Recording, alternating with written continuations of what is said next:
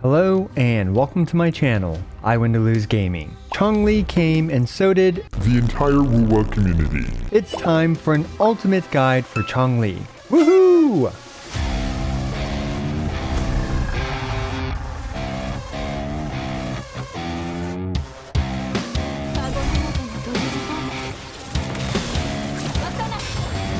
Changli is the newest 5-star featured character in Wuthering Waves, and she's got two incredible reasons for you to pull for her: her fast-paced playstyle and her solid DPS. In this video, we'll go over her kit, her weapons, best echoes and stats, her sequences, teams, and of course, my completely honest opinion on Changli at the end of the video. Oh, and a showcase as well.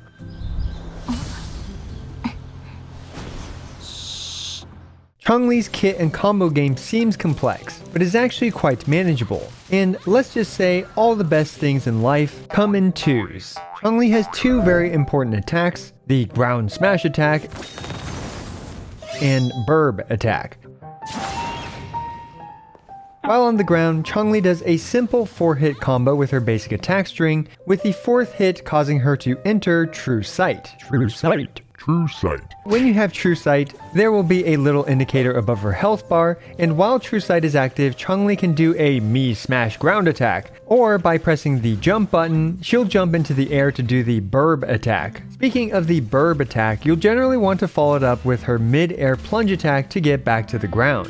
Now, why are these bouncy attacks so important? When the me smash ground or burb attack hit an enemy, they will grant Changli with 1 inflamement, which is just a fancy word for 1 tick of her forte. And at 4 forte, by inputting a heavy attack, Changli will unleash a high damaging, large AoE attack consuming all 4 stacks of her inflamement. Her forte's damage also counts as skill damage. So as you can see, Changli's playstyle revolves around building forte by bouncing between her 2 True Sight attacks, the me smash ground attack and burb attack. So how do we get True Sight? There are 4 ways for Changli to get True Sight. One is the aforementioned 4th basic attack string while on the ground. Another is her 4th basic attack in the air, which admittedly you should rarely be doing. And another way is by using her skill, and finally the last way is by doing an intro skill. Of the 4 ways to enter True Sight, the grounded basic 4 and her skill will lead her to be on the ground and thus by default performing the me ground smash attack. Although you do have the option to jump to do the burb attack instead. Speaking of Changli's skill has 2 charges with a 12-second cooldown. Meanwhile, her aerial basic 4 and intro skill puts her in the air for her to do the burb attack. Finally, we have her liberation, which not only deals solid damage, it also fully fills up her forte, so she can immediately forte after her liberation. There are some other important details about her kit to keep in mind, such as when Changli does a dodge counter, she'll immediately go into B3. This is valuable because otherwise it would be too punishing for her when she dodges. The next important thing is that after her plunge attack, which again you do after her burb attack, she also immediately goes into B3 for a quick B4 True Sight. Meanwhile, her grounded heavy attack will actually lead her into aerial B3, but this is generally not something that you're going to do very often. Yeah, this is a lot of information, but let's take a look at a starter example combo that incorporates all of the above knowledge. Typically, you'll want to bring Changli onto the field via an intro skill which will provide her with True Sight and she'll be in midair. Thus, you'll immediately do the burb attack and then plunge to the ground. As mentioned earlier, after her plunge, she will go into B3 and then B4 to gain True Sight. With True Sight, you can now do a me smash ground attack. Then you can use her skill, which gives her True Sight again, and you can do the me smash ground attack again. And you do this twice because she has 2 charges of her skill. By now we filled up her forte, and thus we can use her forte, and then we can use her liberation to fill up her forte again, and do her forte again. After all this, she'll have 100 concerto to outro and then swap off. Now you're probably looking at this very long chain of attacks, and thinking there's no way Changli can pull all of this off. And you're kind of correct. Since Changli's ground smash and forte take a really long time, and are also the most rewarding parts of her kit, it's important to avoid getting clobbered during them. Fortunately, Changli is incredibly swap cancel friendly, being able to swap cancel both her ground smash and forte. I also wanted to show you this cool new rotation I cooked up which incorporates double intro burb skill ground smashes. This is a really nifty rotation that allows Changli to skip the most awkward part of her kit, the plunge and basics. Now you might have noticed I've been avoiding recommending her burb attack, and that's because it deals notably less damage. There are two main situations where you want to use the burb attack over the ground smash attack, with the first one being obviously after her intro skill you are in midair, so you're going to do the burb attack. However, while on the ground it is still valuable to do on occasion, because it has a much more generous parry window. And of course, fights rarely go exactly as planned, so you should mix and match her abilities as needed and as the situation calls for. As we can see, Changli is a free-spirited type of fighter, adapting on the fly and utilizing her true sight attacks as desired. She also has two self-buffing passives as well that you honestly don't really need to change her playstyle for in any way, and they just provide her with some additional damage. Finally, her outro skill actually provides Fusion Amplify and Liberation Damage Amplified to the next character. So for her talent priority, let's first familiarize ourselves with Changli Pai. This Pai. Her skill and forte deal the most damage in her kit and should be leveled fairly evenly. Her liberation is a close third, so be sure to level that as well, and her basics are I guess useful in the overworld, but you generally want to avoid doing these. But these can come next. Lastly, you can level her intro skill if you want.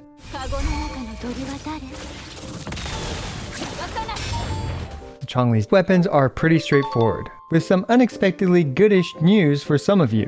While her signature weapon, Blazing Brilliance, is indeed her best in slot weapon, it's not as huge of an upgrade in comparison to the previous signature weapons. The R1 Blazing Brilliance is likely only around 10% better than the Emerald of Genesis, which is the Onion level 45 Strongbox 5-star sword. Granted, this is assuming you chose the Emerald of Genesis from the Strongbox, because without it, well, the 4-star swords in traditional Wuthering Waves fashion are a bit lacking. Her best 4-star option is the Commando of Conviction. Just make sure to bring her on field via an intro skill. If you do manage to get the Commando of Conviction to Refinement 5, then it will be at around 85% of the Emerald of Genesis's power, making it a reasonable free-to-play friendly option. Do keep in mind though that you're missing around 30% damage with an R5 Commando of Conviction in comparison to her signature weapon, the Blazing Brilliance. Now it goes without saying that the Lunar Cutter is another usable option, although the decaying stack mechanic is pretty unfortunate. Sadly, this thing is pretty much just a worse Commando of Conviction, but of course it's still perfectly usable. The Battle Pass sword Looming Gloss isn't a great option on Changli since it buffs basic and heavy attack damage, of which make up a very small amount of her total damage output since most of Changli's damage comes from her skill damage. So yeah, not a sword I recommend given the aforementioned options. Lastly, we have sword number 18, the craftable sword, which is simply not recommended for obvious reasons.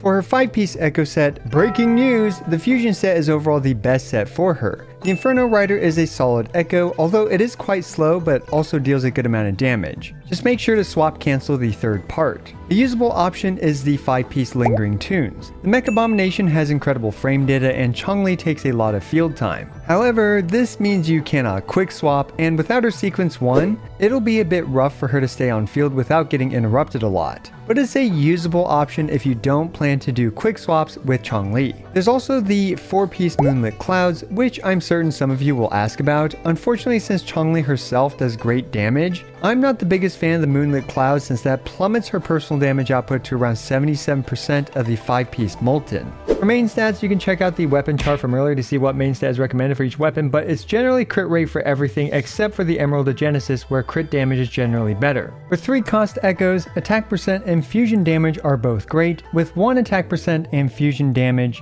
being my most recommended combination, especially with her signature weapon. However, Fusion is situationally better by a percentage point or so depending on the weapon, and overall these two combinations are close enough to where it doesn't matter very much.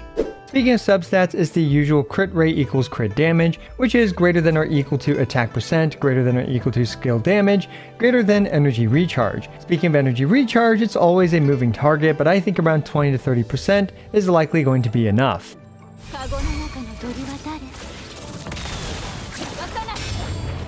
Up next are Changli's sequences and pull priority. Her Her sequence 1 appears to be very lackluster to say the least, providing a meme-worthy 10% additional damage. However, Changli is actually easily interrupted during her long animations without quick swapping. So if you want to keep her on field and tank and spank, her sequence 1's resistance to interruption is valuable for that. Personally though, I prefer big numbers and I would choose her weapon over her sequence 1. As for her sequence 2, after inflamement, she gets 25% crit rate, which leads to a solid 15.1% more damage from her sequence 1. It will also change what main sets are recommended for her, so do keep that in mind. Sequence 3 makes her liberation hit harder, and sequence 4 provides the whole team 20% attack after her intro. Sequence 5 makes her forte hit much harder, and sequence 6 makes her skill, liberation, and forte ignore 40% defense. By sequence 6, she should be doing around twice the damage as a sequence 0 Changli, and by sequence 6 R5, we're looking at around 2.3 times an S0 Changli.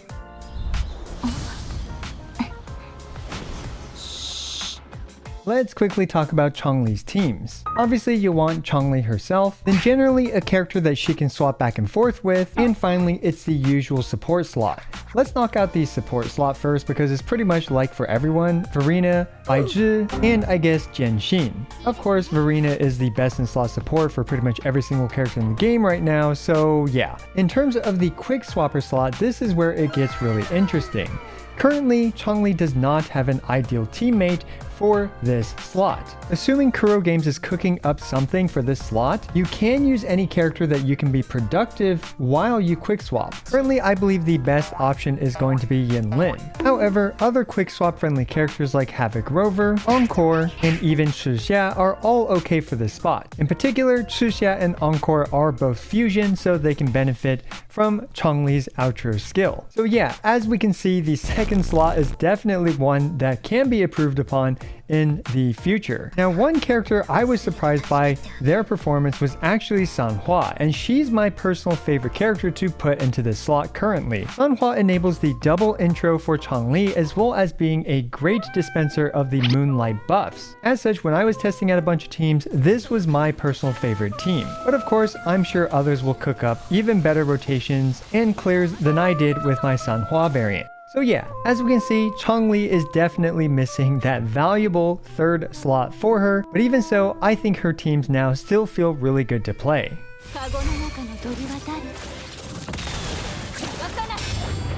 So let's start off with a showcase. This is against the current tower 2-1 where the Heron is level 100.